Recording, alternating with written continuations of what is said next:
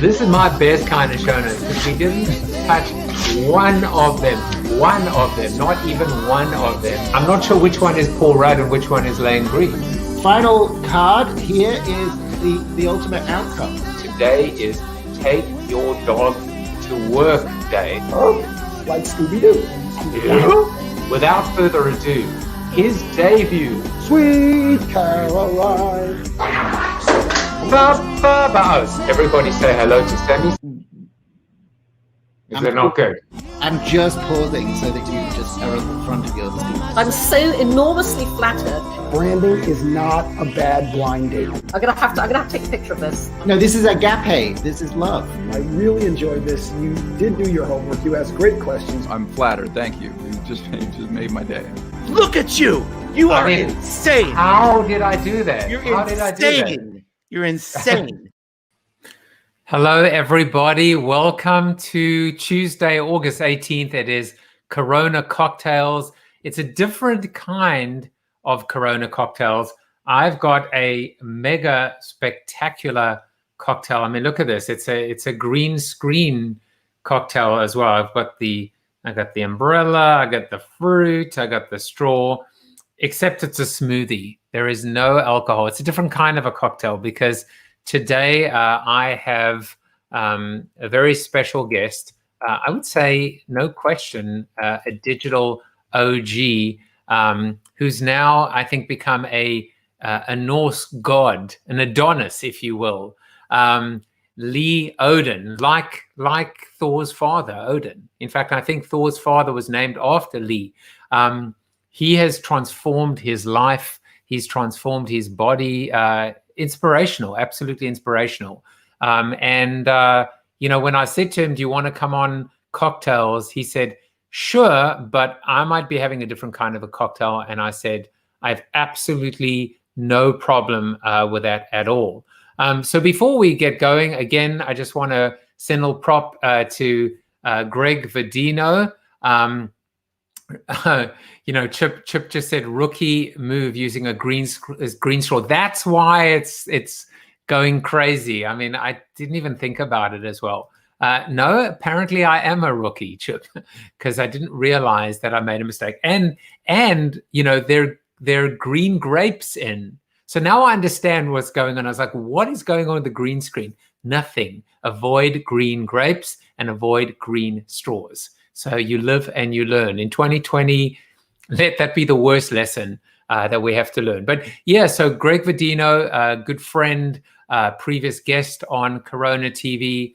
His book, Never Normal, has just come out. Seek it out. It's on Amazon. It's on Kindle Unlimited. This is the best of Greg Vadino. And trust me, you don't want to miss it because he's truly one of the smartest guys that I know. So more on Lee in a moment. This is the old Lee. So you're going to see the new Lee in the flesh. But that's kind of the old Lee. Today is mail order catalog. It's National Mail Order Catalog Day. And I think, it's very interesting, very ironic to have this day, wouldn't you think? Or wouldn't you say? Because, the whole concept of ordering a mail order catalog or getting a catalog in the mail is in of itself a thing of the past. But I almost feel like we need to order more catalogs right now just to give our good friends at the United States Postal Service something to do. And although I feel like they might have a lot on their shoulders over the next 84 or 83 days. So maybe you don't want to order a mail order catalog. So just to, give you a quick update as well, Tim Sanders comes in tomorrow, then Piers and Augie round off the week. I'm now fully booked into October, which is kind of a blessing and a curse because, on one hand, it's fantastic, right? It's fantastic that I've got people booking the second and third and fourth week of October, but it's also kind of hard from a scheduling standpoint for two reasons. One is, typically people don't want to book themselves 6, 7, 8, 9 weeks out. But also in the age of COVID, anything could happen. I mean, things could get worse, hopefully not. But things could also get really better, hopefully, and then suddenly people are traveling again and commuting again, and maybe they're not available anymore. So, we'll see what happens. But, I don't want to be ungrateful for a second that I've been able to sit down with such amazing guests and people. And if you want to, as always, get a sense of who's coming up or what I thought about my previous week's guests, the scripts for the seated soliloquies, all you got to do is go to josephjaffe.com/subscribe to subscribe to my weekly Corona newsletter, CoronaTV newsletter, or text the word CoronaTV to 66866. So very quickly, birthdays, a bunch of industry people, actually, from people that I know through my, like more business associates than personal friends. But I have to, I would get a red card if I didn't do a little shout out to the one and only Millie Garfield, whose birthday it is today. I think everyone who's streaming has shouted out to you, Millie. Of course, Millie's son is Steve Garfield, who is a friend of the show. So I just want to say happy birthday to Millie. And then, of course, to all of my contacts, my connections on LinkedIn. I don't think friend is the right word, but a connection. Connection is fine. You can have a business connection. That doesn't mean you can't be friendly, right? So in today's seated soliloquy, and I'm going to be talking with Lee about influencer marketing, and specifically influencer marketing from a B2B standpoint. We're going to talk about, I'm going to set the scene and some context right now. For the life of me, I still don't understand why influencer marketing is so misunderstood. And let's face it, so badly implemented. It's not like there's an absence of influencers that actually understand a thing or two about marketing, creativity, content creation, authenticity.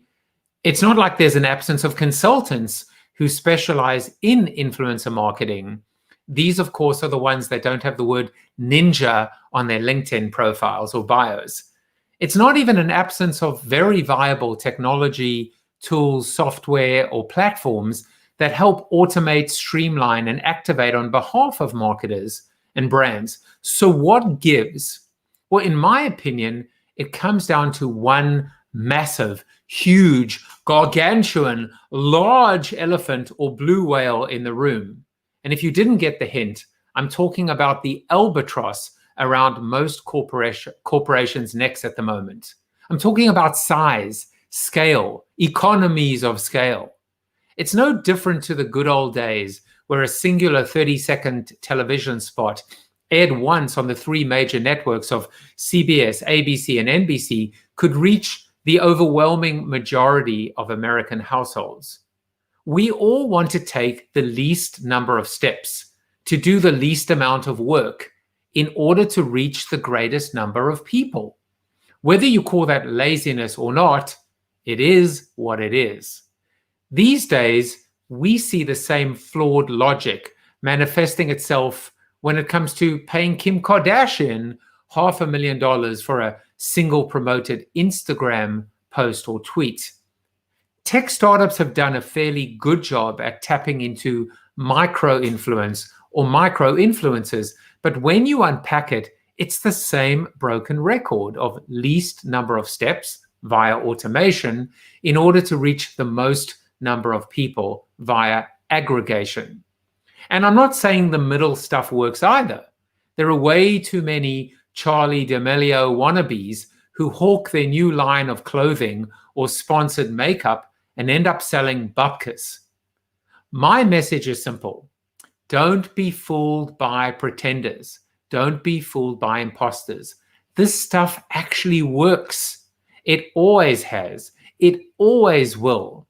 Like operating heavy machinery, you just have to know what you're doing, and it pays to work with experts.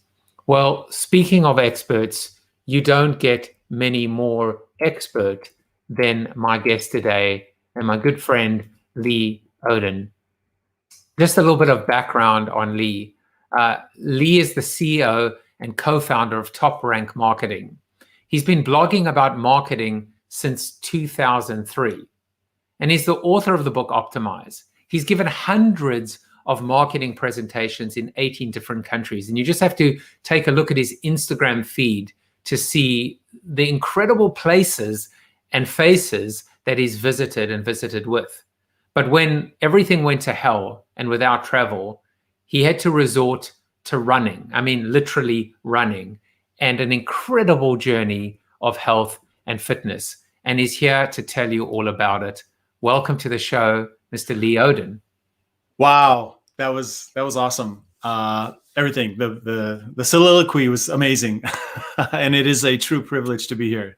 Thank you so much, Joseph, for inviting me to talk about something that's so near and dear. Yeah, and by the way, the word soliloquy, it doesn't exactly roll off the tongue, especially if you've had a real Corona cocktail. And I have not. Yes, all I've got is my plant-based protein drink with a little coffee in it. All right. Well, I feel we should do a little cheers. So, cheers. Yeah. Wow. And apologies to the grapes.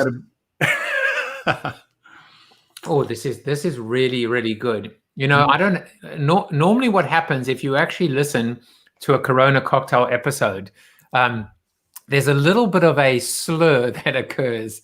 I think I'm going to start a new thing, which is when you hear the first slur, you know, whoever timestamps it first gets a copy of my book or something. I don't know. Or a bottle of scotch, whatever. Or a bottle of scotch. All right. So now I've decided to name you Lee Odden, right? But you know, we're going to talk about your journey, and you know, it's an amazing journey, because I know you as a digital OG.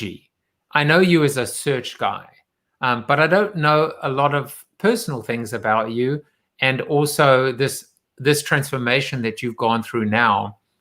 It's been a public one. It's been a community-driven one, but it's been a joyous one to witness and to behold. So, you know, we normally start off with a fun fact, a little bit of an icebreaker. Not that I feel like we need one, but with you, this is your icebreaker. So I don't know if you can. Can you see that I actually found this little photo of you? You did. But at 19, you attended air assault school while in the Army at Fort Richardson, Alaska. So, you know, and I mean, can you believe I found this photo of you? No, I can't believe you found this photo. So tell me about, like, when I ask you for like a fun fact or something interesting about you, why this one? Like, how did this inform your life, or why was this so memorable for you? Well, on the one hand, I've shared I've heard that question in a lot of different interviews, and so I've kind of running out of things to say. But this was a representative of a time of transformation for me. I grew up in a very rural community, very small town, 600 people, maybe 90 people, my graduating class, really not sure what I was going to do. And so I found myself joining the Army, and I was stationed in Fort Richardson, Alaska, and plucked out of this sort of bubble of existence into an environment where I was exposed to people from all different backgrounds and a very structured environment, right?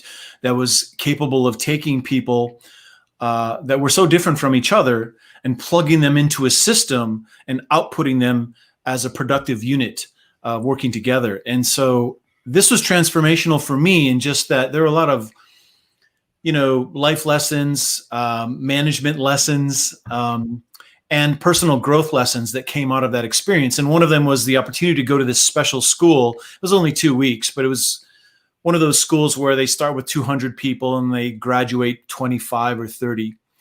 And so I was very happy to graduate from that school. And it was a challenge, but I don't know, it was a great experience of accomplishing something that a bunch of other people weren't able to, and set the stage for me to think about how can I be more ambitious? How can I be more aspirational about accomplishing things going forward? But then, you know, things take a dark turn for the worse. and with facial hair comes a certain weight gain that, shall we say, had you had that weight back in the assault days, you might have pulled the entire helicopter down. But I have a photo of you, and I actually did a lot of investigative reporting and digging, and I found out the culprit for why you put on weight. And it was actually hiding on your Instagram feed in plain sight. So I don't know if is there any truth to the rumor that it was bacon that did it in for you, that did you in? Well, probably. I was amongst other things. Yes, bacon.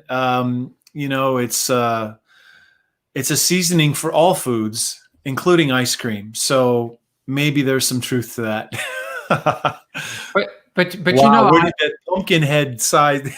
It's amazing. Yeah, but you know, I show this, and you know, we're going to talk about this journey: health and wellness, mental health, fitness. Because there's a serious side to it, or an important, a motivational side to it. I am blown away by your transformation. I mean, you know, I'm going to embarrass you a lot today. Just get ready. You might have to go to the hard stuff. But I looked at. I think I actually, when I saw these photos, I think I commented. And I was like, oh my God, you know. I mean, and I mean it literally. You might be my God. But I mean. But Lee, the transformation was just incredible. And you know, I'll stop embarrassing, you know. But this is a kind of a before and after. And I would love for you to talk about what was the spark, what was the impetus, what was you know, like what was the moment that you decided to go down this particular path? And there is a part 2 to the question. And it's a personal question, which is, you're smiling in both photos. You know, is weight loss or weight gain necessarily proportionate, or is there a relationship to happiness? Or in fact, you know, is there that Venn diagram where there's some intersection, but not necessarily? Yeah. Well, in terms of what was the trigger, I 3 years ago or so, I had some health issues, and one of them was bad enough that I wasn't sure I was going to be able to work again, and I was pretty much incapacitated. And I was seeing a pain doctor, and because the nature of what was wrong with me made it difficult to eat for a while. Think of whenever I'd chew, it'd be like getting a taser to the face, something called trigeminal neuralgia. And so, you know, I started limiting my food intake because it was very painful sometimes, not all the time. And I went to my pain doctor and I said, hey, you know, I think I've lost about 20 pounds. And, you know, she's like, yeah, so what? You know, talk to me in 6 months. And it was kind of her way of challenging me, because we were talking about eliminating all different types of foods to find out what could we do absent brain surgery, basically, to fix this problem. And so I'm like, okay, challenge accepted. And if people have heard of a Nordic Track, you know, those ski machines. I had worked there many years ago, and one was collecting dust and at my house, and I started to use it for just 5 minutes. That's all I could do. It was 5 minutes at a time.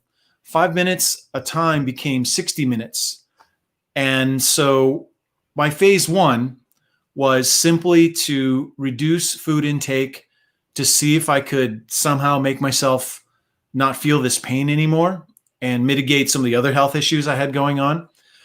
But at the same time, just the joy of losing weight, you know, you look better and that sort of thing. So I focused on cardio and just responsible eating. And I lost 45 pounds or so in about 4.5 months, 5 months. And that was very motivating. And so a little bit after that, this zappy thing that I had, this nerve issue, started to not come and attack me. And in other words, it started to go away. And so I I had to, so as it, what happens is when you lose a bunch of weight, you now have more energy, and you start to think about other health and fitness related goals. And so when I was younger, I lifted weights. I was a nominal athlete in high school and of course in the military, shortly after the military.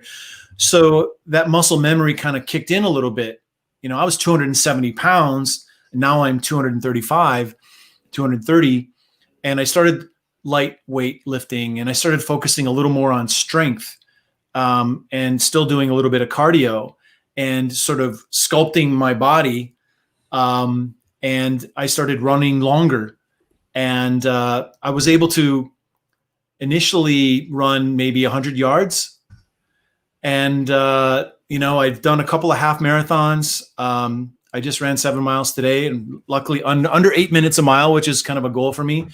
And I'm 55 and I don't feel 55. I feel much, much younger. And so I don't know. It's just been a series of iterative goals and making sure that I understand the only way to fail is to quit, making good habits and sticking to them. And it's opened up a lot of interesting things for me. Okay, so you definitely do not look 55. I mean, I'm 49, and I feel young, and I certainly think I'm unbelievably immature, as evidenced by everything I'm doing to you on the show. But I'll tell you that I noticed something interesting. Look, I was a fat kid, and I've struggled with weight my whole life. I'm still struggling to this day. I've lost 20 pounds this year. I was 227 awesome. at my heaviest. I'm now this morning 184. Congratulations. Thank you. Congratulations to you too. But one of the most interesting things that happened was when I was at college, and the first time that I really started to get into shape, I would basically say it this way: it would take you 3 months to put on the weight and 3 weeks to lose it. And then something shifts, I guess, when you turn 40. It takes you 3 weeks to put on the weight and 3 months to lose it. Yeah. And mentally, I just didn't think I could lose weight again, and until a global pandemic hit. And so what I've been saying to people, it's funny because when I listen to your story, you had a medical condition that created the impetus. I had a global pandemic that became the impetus. It shouldn't have to be that hard. But it shows you how hard it actually is. It is hard. It is hard. I would ride 30, 40 miles on my bicycle on the, many times a week. And I did all kinds of diets and this and that. And I just couldn't get it to stick. And there's a corner that you turn that I finally figured it out. It's like, well, just don't quit. Just don't quit, because you're going to turn a corner and all of a sudden it's your lifestyle. And going out and running 7 miles this morning was not a problem. It's not easy, but it's not a problem. It's just part of normal. And the benefits, again, of being in a healthier state are both mental and physical, that if I had internalized an insight and understanding around those benefits earlier, I would have done this a long time ago. You also did something, and you will have the specific details, but you went and donated a ridiculous amount of I think, expensive clothing and shirts to Goodwill, if I got that right. I had this weird thing about, I speak at a lot of conferences and do different things as part of my job representing our agency.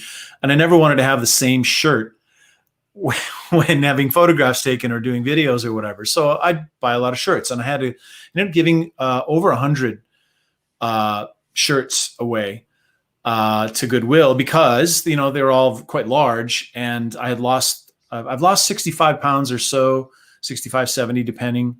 And so I couldn't wear those shirts anymore. In fact, I was giving a presentation to my team, and someone took a photo of me and then posted it saying, our CEO is telling us about whatever. And the fabric came from, well, you can't really see, but the fabric came from here straight down to here. And someone said, Lee, Do that yeah, again. the fabric came from here down to here. And someone said, Lee, I think it's time you need to buy some new shirts. It's like, wow. Okay. So I donated literally all of my clothes. I had to get rid of virtually all of my clothing and buy new clothing, a lot less. But yeah, that was quite a thing to do. But you also did something which most people say is absolutely vital, which is essentially to throw out your fat clothes. I mean, you really needed to, but it's one of the I struggled many times that I just couldn't. Maybe it was expensive, maybe it was sentimental, but in the back of my mind, there was always that feeling that I would one day fit into them again. Yeah, I thought about that too. So I was wearing size 40, 38 pants, and I got to 34, and I wanted to be 32, 33. And I kept those 34 size pants for a long time, because I thought, well, no, I committed, no more, and got rid of all that memory stuff. And there's some really nice things that I had and that I gave to certain people. But yeah, and it was freeing a little bit, it was like, this sucks because this is a lot of money worth of clothing, but at the same time, hey, where I'm giving it, someone's going to pick it up that's going to need it more than I do, or be able to make more use of it than I can. Certainly I can't make any use out of it other than, what can I do? So it was freeing. You said, when you spoke about the only way to fail is to quit. But there's an endurance aspect to it as well. And I often, I say many things to people because it's consumed my life. It's been such a big part of my own life. That's why it's such a joy to talk to you about it now, someone else that I can relate to and can relate to me. One is, I believe that it is all mental, like it's all mental. And either the switch is on or the switch is off. And two, it's about endurance, and it's almost like if you just look at a pound a week or a pound and a quarter a week, you can just do the math. You can say, I will get to my desired weight by October, by November, by December. You will get there. You just have to put your head down and complete the course. And the third that I say, and I'd love to get your lessons, is that whatever, I don't care what the diet is. I don't care how insane your regime or your program is. It has to be something that you can stick to for the rest of your life. Yeah. It has to be. So for me right now, I'll tell you mine. Cup of black coffee in the morning. Thank you, intermittent fasting. You've destroyed my, I can't drink coffee with milk and sugar anymore. Then I have I follow that up with another cup, but this time of tea with fat-free milk and a Splenda. Now, by doing that, I've basically broken the intermittent fasting thing. So I stopped the intermittent fasting. And then I don't have a single thing to eat or drink until about 5 p.m. Wow. And I'm telling you, I'm not hungry. I don't need it. I don't crave it. And then I have at least one glass of wine almost every day since the pandemic hit. It makes no sense. But I know that I can commit to this for the rest of my life. I'm not advocating. I'm not recommending it. Do not do this at home. But it works for me. And I ran this morning. I ran 4 miles this morning. Awesome. What works for you? Habit.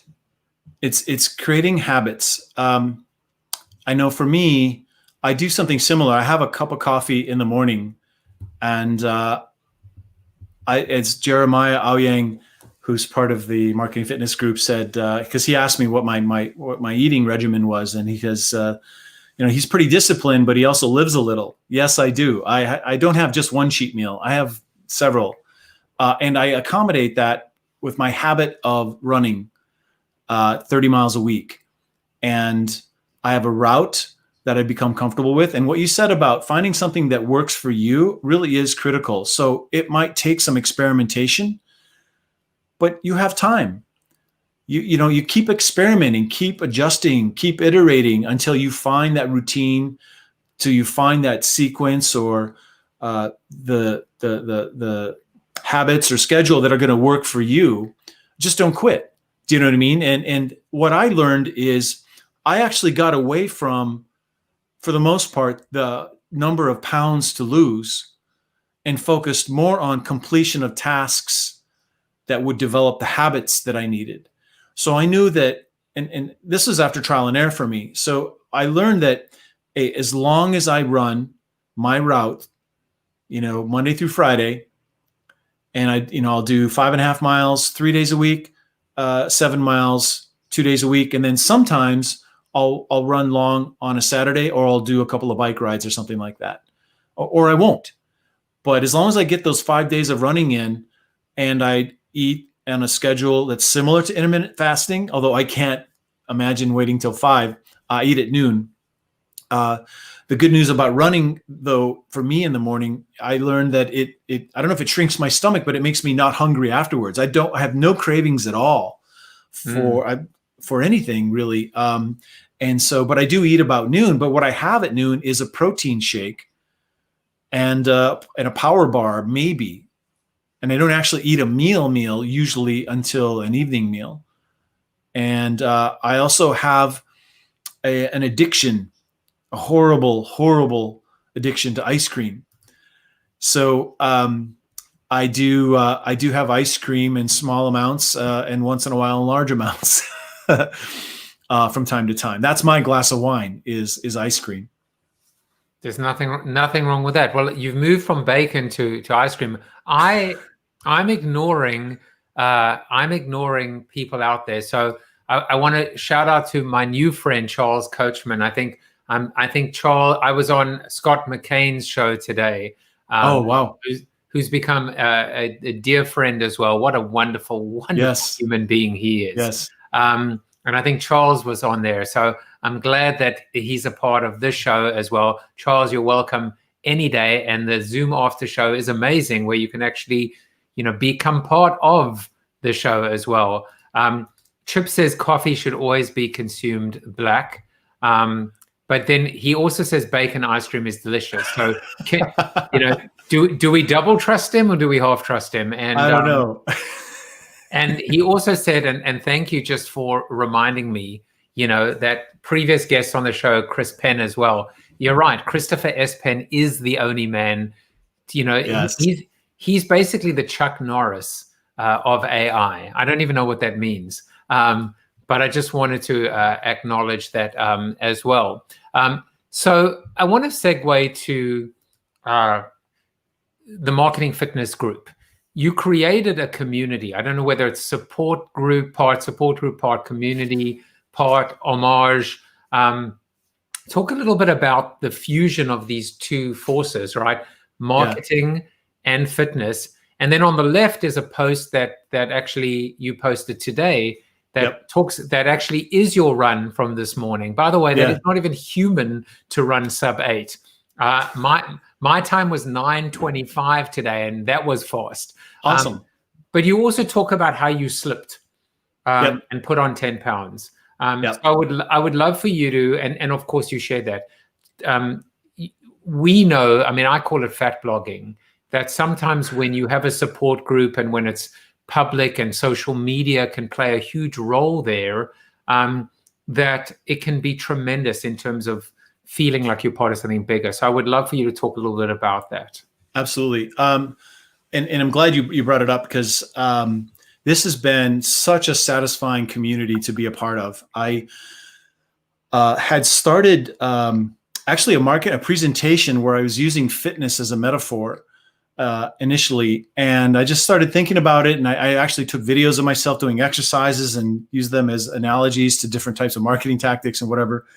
Anyway, through that process, I just started thinking about how cool it would be to create a community of marketers that are into health and fitness, because I thought about, wow, I know quite a few people that are on this journey. And I'd been posting photos on Instagram and Facebook or talking about what I've been going through. And so many people had said, it's really inspiring, or everything from, I'm inspired by your journey, Lee, to, wow, if you could do it, I could do it too. And I thought, okay, cool. So I decided to start a group, and I invited a couple of people that I knew that were on a similar journey or had already advance themselves. And almost everybody said yes and joined in and really set the stage for it being a very supportive environment. And something when we provide encouragement to each other. So there are people who are bodybuilders, there's ultra marathoners in there, but there are also people who are at the very beginning of trying to figure this stuff out. And they want to shed 70 pounds like I did. And it's been a great place to gather knowledge. The wisdom of this crowd of people has been incredible because, like any effective community, people will post questions and everyone will rush to provide answers and resources. And it's manifested in real world friendships outside of the Facebook group, people connecting before the lockdown, if you will, and racing together and getting together and connecting in other ways. And I don't know, it's just been really cool. And it's been good for me too. And I'm really careful about, I've been able to share a lot of good news about my own progress, but I'm also I try to pay attention to the fact that there are times when it's not going so great. And I want to share that story too, like today's post, where I had shared that, things got crazy and I haven't been running for the first time in a year and a half. I'd run only a handful of times in the last 3 weeks. And, I developed and I'd worked so hard to develop this habit and just it creeped up on me. And, there's that inner voice you have. There's one on each shoulder pointing you in one direction or the other. And I let the other voice kind of guide me down the wrong path. Anyway, I thought it was good to share that, I had that happen and I got back on track and I'm feeling really good about it. And you know what? It's going to happen. It's going to happen. And when I took that getting off track too seriously in my previous attempts to lose weight, I just quit. I couldn't see the light. I couldn't see time will pass, right? And so now I have that confidence. Now I know from experience, it's like, hey, it's hills and valleys, man. Just don't quit. You'll be good. I'm going to draw a very natural segue into a discussion on influencer marketing but believe it or not, because, one of the things that I think it was almost like a tagline for my fourth book, Zero, was this idea of don't pay for attention, pay attention. And I think there is so much life going on out there. This brought us together again. This common love for fitness or running, weight loss, the journey, in the most beautiful way. And you think about all the brands that are struggling for relevance, for some kind of resonance, for authenticity, where they might, going back to my soliloquy, hire the Kim Kardashians of the world, when there are so many grassroots, and sometimes not even grassroots, sometimes rising influencers out there that would gladly run with a message, craft the message, curate the message and build it. And that's why I said in my soliloquy that influencer marketing, I was an influencer back in 2005 when Nikon sent me a D80 camera, but we're still just, for the most part, for every great example of influencer marketing out there, there's a fire festival that seems to almost drag us down. Yeah. Why are we still struggling with respect to, being able to really, I think, reach a tipping point with influencer marketing? And then a second question would be, I think as bad as it's been, B2B seems to be, well, let me ask you, is B2B behind B2C, ahead, or are they kind of like neck and neck in terms of still struggling to find their voice and find their feet? B2C is like that older brother who's always getting in trouble. And so luckily B2B is a bit behind B2C and not necessarily going down the exact same path. And therefore, right now, a lot of B2B influencer marketing initiatives are not suffering the tax of well, the effect of the pandemic, the effect of, working from home, and what's that done for the kind of content that you create in B2C. And in B2C, you have situations like what you described, where an influencer is engaged to create, ideate, create, promote, publish content for the brand. In B2B, more often it's a collaboration, where rather than publishing on the influencer's own channel, the influencer is adding expertise and insight, adding social proof, distribution to the brand's channel, to the brand's owned media. And that's not to say there isn't some earned or shared media, but it's a different situation. And therefore, and then the other thing that's different is, of course, in B2B, you actually have to have expertise to be influential, as opposed to anointing yourself with the influencer moniker and, trying to emulate those famous people in your industry and monetize it like as if you're some glorified affiliate marketer or something like that. And so I think, what influencer marketing needs to do to fix itself is, there is a desperate yearning by buyers, consumers, for authenticity, and the need to scale, and this habit of only understanding the world in terms of what they already know, i.e. advertising. Many B2C companies are viewing influencer marketing only as an ad buy. And so they go to these marketplaces, they shop for influencers, and they do their insertion orders and, throw that digital spaghetti against the wall to see what sticks, expecting a certain return from a transaction standpoint. And what we're seeing, what actually works is, we've got to win hearts, minds, and wallets, not just wallets. And influence plays a pretty important role in warming the market, educating the market, as well as influencing purchasing behaviors. But that's a total package. That all comes together. We don't doing it piecemeal is Franken marketing. It just doesn't work the same way. It doesn't work that way. I think you said a bunch of things there that I thought were really important. And drawing a distinction between B2B and B2C, obviously I live in the space as well, but I think hearing it from you really crystallize it so nicely. One of them, I think, is how B2C has been looked at as an ad buy, as a transaction, as a consumption experience in of itself, whereas B2B is a lot more shared. It's a lot more relationship driven. And I think also the one thing that struck me is the reputation that is on show is not just the brands, it's the influencers as well. It's the thought leader or the content creators as well. And they have as much to lose. In fact, arguably, you could argue they have more to lose in the process. If suddenly they're seen as, it's almost unfair that they would be seen as a shill suddenly, or as a, whereas I think in B2C, it's almost like the bar is so much lower. As you said, it's the older, it's almost, I mean, does that make sense what I'm saying? Yeah.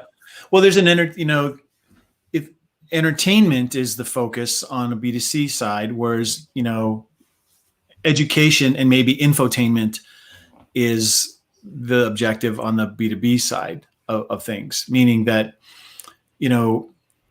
if you have the proper influencer identification and validation and engagement approach, meaning you find the people that have the same values, same interests, your values align, the objectives align. If you find those folks to collaborate with, and they have that domain expertise, they have audiences paying attention, and they say something, people really do perk up. And that, in combination with the brand narrative, it's very powerful, very, very, very powerful, because they bring value by being together. They're catalysts for each other. They're more than the sum when they're together. But on top of that, of course, you can expect that when people help make something and it's special, well, why wouldn't they want to help make it successful by promoting it in an authentic way? People are proud of things that make them look good, that are high quality, and that align with what they value. And so by creating influencer experiences with B2B brands that satisfy those yearnings for a great experience and for something that's going to represent the influencer in a great way, they're more than motivated to help promote that and help it become visible to their audience in the way that the brand is actually looking for. And on top of that, you start to see organic advocacy for the brand. You start to see lots of added value distribution and content engagement by influencers when relationships are real with the brand. Yeah, I think that's well said. And let's talk about now your expertise, your influence in influencer marketing as an influencer yourself, or something like that, because you've just I think it's pretty new. It's very new. So I think that's awesome, and people can actually download the 2020 State of B2B Influencer Marketing report. So you've just put this out, and I don't even know if that it's been released yet. We just released it, and this is the very first influencer marketing research study that's focused exclusively on B2B. There have been plenty of other influencer marketing research reports done that are broadly covering the industry or very B2C focused. But we limited our respondents to B2B practitioners. And so we're able to get insights from hundreds of marketing executives at lots of companies you've heard of, mid-market companies as well. And we also collaborated with people who are heads of influencer marketing at B2B brands, people like Ursula Ringham from SAP or Ronnie Mani from Adobe, and also influencers, people like Brian Solis, Ann Hanley, Tamara McCleary.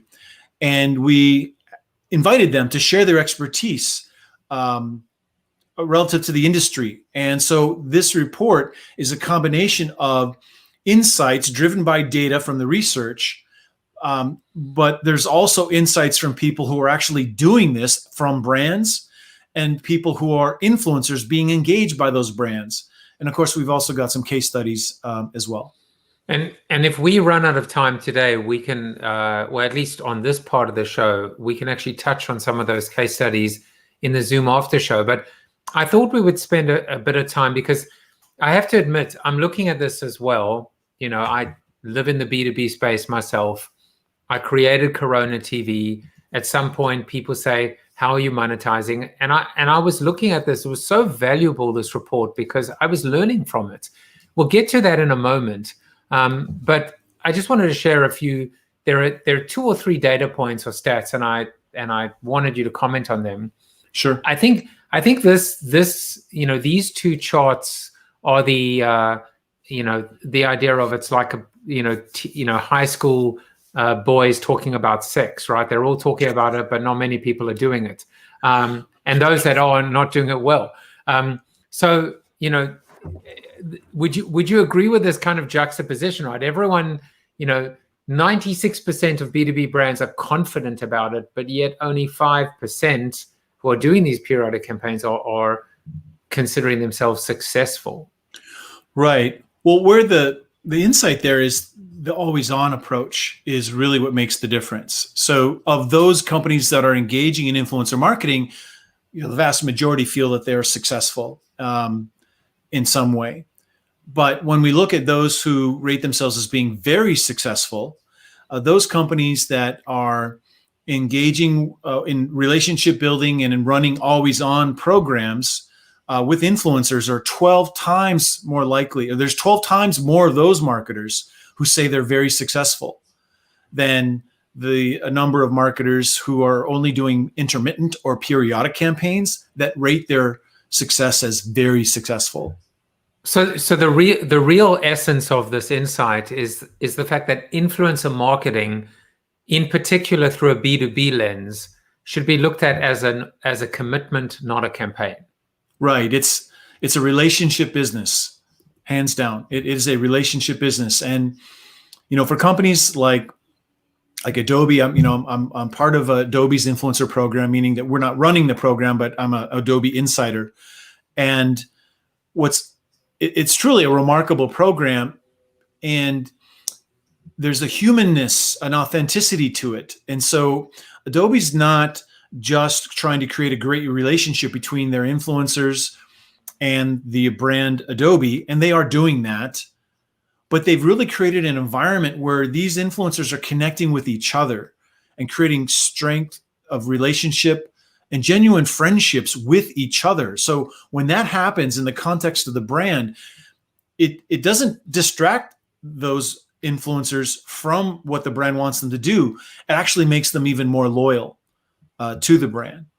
And it's really been an incredible experience. And so Always On is an investment on the part of the brand in creating the kinds of relationships that will result in meaningful content, meaningful experiences for customers of the brand. But at the same time, the way to get there is to create meaningful experiences for the influencers, between the influencer and the brand and the influencers and each other. And that's really paying off because it's literally an everybody wins situation. I think that's such a key insight, and it makes me think of when I went to Oracle's, conference, their customer conference, as an influencer. Right.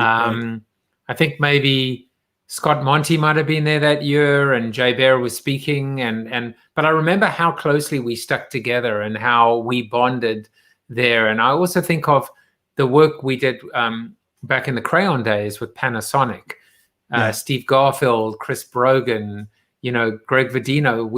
We still talk about it, 10 plus years later, more than 10 years later, we're talking about it. And I mean, how do you measure those impressions? But that just springs to mind. I wanted to share two other data points, and there's just a wealth of information and insights in the report. This was really interesting to me. And I must admit, selfishly, I loved it, because well, I mean, it's validating, I think, what we've always led to believe, that it's not about the quantity, it's about quality, right? It's not about the size of the audience. It's about the relevance of the audience. It's about those connections, that top row that ultimately, from a B2B standpoint, choose a partner that has strong relationships with their audience, that has a tight fit between their audience and your audience, that knows their shit, basically. Yeah. One thing that I thought was really interesting here is that the influencer isn't just a one-trick pony. I would love for you to expand on that one in particular, and anything else on that chart that whether it's something that was surprisingly low or something that was surprisingly high. Well, we wanted to understand what are the key characteristics out of a mix that people were actually favoring, and there are other parts of the research that revealed to us that the majority of marketers, B2B marketers, aren't using software or a methodology at all to find their influencers. So and knew anecdotally or from personal experience that was the case. So asking this question was like, okay, for those who are following a methodology, what are the things that you're actually looking for? And it very pleasantly surprised and very happy about seeing that number one answer. So from a B2B influencer marketing perspective, we're not just looking for the fame of the person.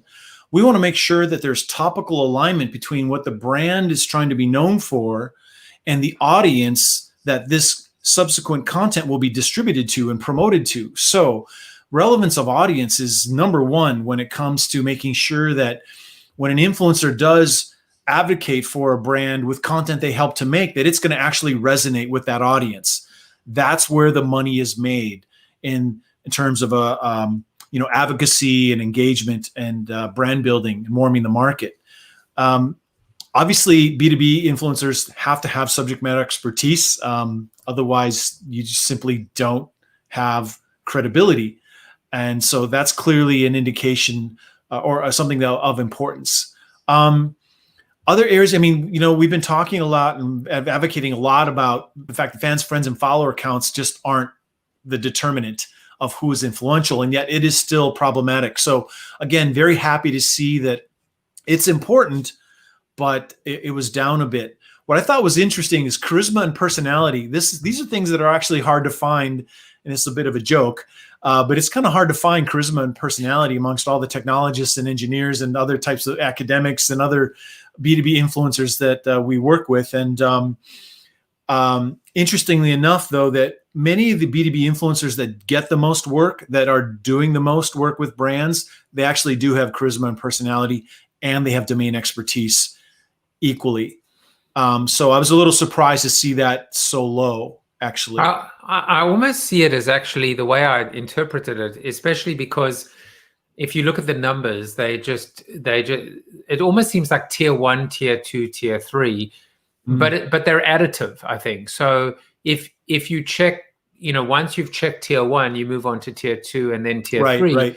And I think the most successful programs are going to have, it's almost like building a foundation on tier 1 and then going up. And I think if you can get that subject matter expertise with the relevance of audience, that dovetails then with the ability to advocate for your brand or with aligned values, and you end up with a host or a writer that has the charm and charisma. That's almost like the trifecta. It is, and it's important for people to understand that we're not looking, and in practice, we're not looking for all these characteristics from one individual. When we think about a program, we want all these characteristics to exist, but we're going to make sure they're included by focusing on individuals who shine the brightest in areas that matter most for them, if that makes sense. So it's kind of like a recipe, and the influencers with these characteristics are ingredients. And so we may have a couple of charismatic individuals, we may have a couple of academics that are super credible, and we may have some other folks that focus on reach maybe, but we're going to apply them and engage them and activate them in the program appropriately, and not necessarily looking for these, one individual to be all things to all people, because that's ridiculous. So we're going to touch on one more chart, and then I will tease the audience with the 3 case studies. But this one is types of content brands create with influencers. Yeah. And I found it to be very interesting. Obviously, my own lens is I'm looking at what I've done, what I do, what I might be doing. I'm thinking, as a creator myself. And there were a few things that jumped out, right? Which is you see the interviews are up there pretty high. Blog posts are still number 1. I would suspect that would be dropping, but I don't know if I'm wrong on that. Yeah, I think blog posts are number 1 because they're easiest to do. Getting pull quotes from a collection of influencers and putting together a blog post is just infinitely easier to do, maybe not as effective as doing a live stream or a webinar or something like that. I just think because of that reason is why it's so high. I think also it's important to understand that these are not mutually exclusive tactics. Many of them occur together. So for example, it'd be rare that you'd ever publish recorded video that also doesn't get embedded into a blog post, podcast in a blog post, interactive experiences embedded in a blog post. And quite frankly, when you look at the difference between pre-recorded or recorded video at 67% and live video at 48%, on one hand, it's saying, hey, maybe your show, if you take CoronaTV, right? Maybe your show doesn't need to be live, but at the same time, that might be missing the real insight, which is it's not an or, it's an and. It can be live, and then you've got the recorded version that can kick in the long tail, that can be cut, sliced, diced, repurposed, tagged, repurposed, audio transcript, written transcript, quotes, pull quotes, slide share, it just goes on and on and on. Yeah. The exciting thing that people should know about this report is this is set up to be an annual report. We're going to be asking these questions again next year. And then that's going to give us comparative data that we can use. And I think we're going to see some interesting shifts as the market matures and becomes more sophisticated about what makes the most sense. It is a little bit tempting to take the sweeping generalization that exists in a graph like that and think, oh, blog poster number 1 or record a video or number 2, we should always do that. Well, obviously you need to do what's appropriate for your individual audience. And I don't know how we can normalize for that, but from a broad standpoint, it'll be very interesting to see what the mix is going forward. We're going to see video and interactive, experiential content be far more prevalent, I think, in 2021.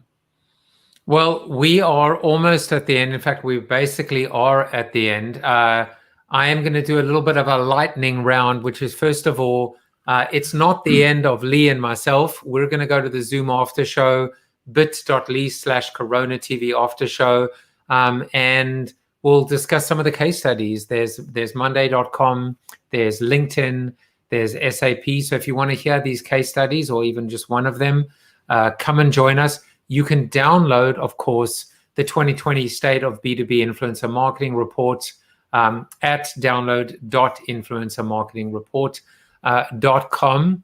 I forgot to do something that I've been doing lately, which is a quote, which then my guest has to my guest has to guess. This was your quote, by the way. Influencer marketing is the culmination of the promise that social media initially brought us. And normally I would ask you, do you know who said that? But I'm just going to tell you who said it. It was Joe Sinkwitz, who is the CEO, co-founder of Intellifluence and author of The Ultimate Guide to Using Influencer Marketing. I then reached out to Joe. I was like, I don't know who this guy is. He said, oh, Lee, I know Lee very well. He's a great guy. And now Joe is coming on the show next month or in October. Awesome. So there was just a weird little, I don't know, something like that. But that's all because of you. So Lee, we're going to move over to the Zoom after show. But I just want to make sure that you have a chance to share anything else that you want to. And while you're doing that, I will put up some of your banners and plugs. But anything you want to share about marketing fitness, about the company, about the report, go for it. Well, marketing fitness, fitness. If you want a healthier lifestyle, I can't tell you how valuable the community Marketing Fitness has been. It's a very supportive group. It's an invite-only group, but if you reach out to me and you want to get in there, because there's some incredible people that are part of this community, very, very supportive. I encourage you to reach out, and we can get you in there. And of course, I'm happy to answer any questions that you might have about weight loss or fitness. Certainly, I'm no expert. I'm just someone who's going through a journey myself. And as far as influencer marketing goes, on the B2B side, it's so early. It's early days. Only 19% of companies, based on our research, are using always-on programs. And yet, as I said, those folks are 12 times. There's 12 times more of those folks who are very successful than those who are just doing periodic. So there's really a lot of growth opportunity. I think if you take a look at the report and you take a look at our blog, we literally, I'm not going to say hundreds, but there's got to be almost 100 articles on influencer marketing there. We've been talking about this since 2012. So feel free to check that out. And again, reach out if you have any questions. And Joe says hi. He was watching. Good luck, Charles. We're going to move over to the Zoom after show. This might go down as the longest. Good luck and stay in contact. But yeah, this was fun. I think these conversations have just become opportunities for me to just catch up with old friends and sometimes lose track of time, but it's a good thing. But yeah, I'll see you in the Zoom after show, and we'll be back tomorrow. Take care, everyone. Bye-bye. Thank you for watching Corona TV with your host, multiple author and global keynote speaker, Joseph Jaffe. Corona TV is the show about hope, positivity, optimism, and if there's time left over, a little bit of marketing. The after show on Zoom starts right now at bit.ly/Corona TV After Show. If you like the show, tell a friend or two. Please subscribe to the show at coronatv.show. And if you want to get inside news, previews of upcoming guests, and much more, text Corona TV to 66866 or visit josephjaffe.com/subscribe to sign up for the show's newsletter. And despite the best ministrations of your wife, you still look ugly.